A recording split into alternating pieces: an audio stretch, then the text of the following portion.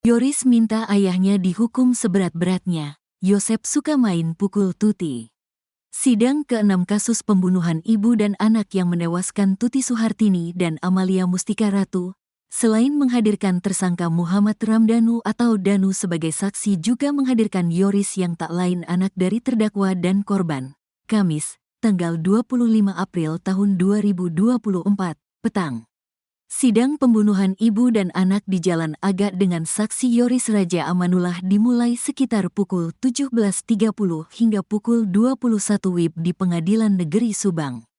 Dalam persidangan tersebut, Yoris mengungkapkan bahwa sebelum kejadian, khususnya dalam seminggu terakhir, terdakwa yang juga ayah kandungnya tersebut sering cekcok dengan ibunya atau korban Tuti Suhartini. Sering cekcok, ribut masalah uang yayasan, bahkan sering terjadi kontak fisik, ujar Yoris kepada majelis hakim. Dalam setiap kali cekcok, kata Yoris, terdakwa selalu mengungkit masalah yayasan, yang menurut terdakwa yayasan tersebut dibangun atas kerja keras dirinya dan Mimin Mintarsih. Saya sakit hati sama terdakwa, setiap bertengkar selalu ungkit yayasan dan menganggap yang berjasa membangun yayasan tersebut dirinya dan Mimin, katanya.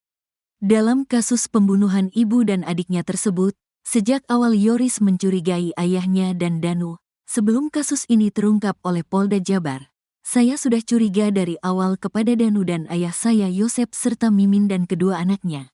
Katanya, kecurigaan tersebut terlihat dari gerik-gerik dan tingkah laku terutama Danu dan ayah saya. Tingkahnya beda usai peristiwa tersebut, imbuhnya.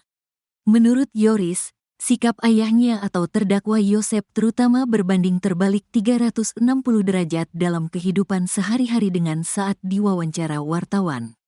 Ayah saya ini di hadapan kamera awak media terlihat sedih, tapi fakta sehari-hari saat Mamah dan Amel dikuburkan maupun selama tahlil tak terlihat suasana raut wajah sedihnya. Katanya, jadi terlihat jelas aktingnya di kamera dan di kehidupan sehari-harinya berbeda. Namun akhirnya sekarang terungkap juga aktingnya, kesedihan di depan kamera tersebut hanya pura-pura sedih, bukan sedih sungguhan dari hati, ucapnya di dalam persidangan tersebut. Yoris juga sempat bersitegang dengan kuasa hukum terdakwa Rohman Hidayat yang sedikit mengungkit masa lalu Yoris. Jelas apa yang tadi ditanyakan ke saya?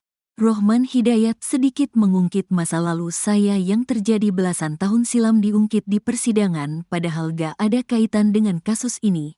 Tandasnya di akhir persidangan, Yoris meminta kepada ketua majelis hakim agar menjatuhkan hukuman seberat-beratnya kepada terdakwa dan pelaku lainnya yang ikut terlibat dalam menghabisi nyawa ibu dan adik tercintanya tersebut.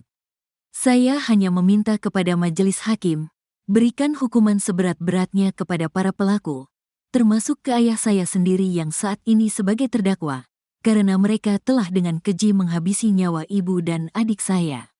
Selain itu, kepada Polda Jabar meminta tersangka Mimin Mintarsih dan kepada anaknya Arigi serta Abi Aulia agar segera ditahan.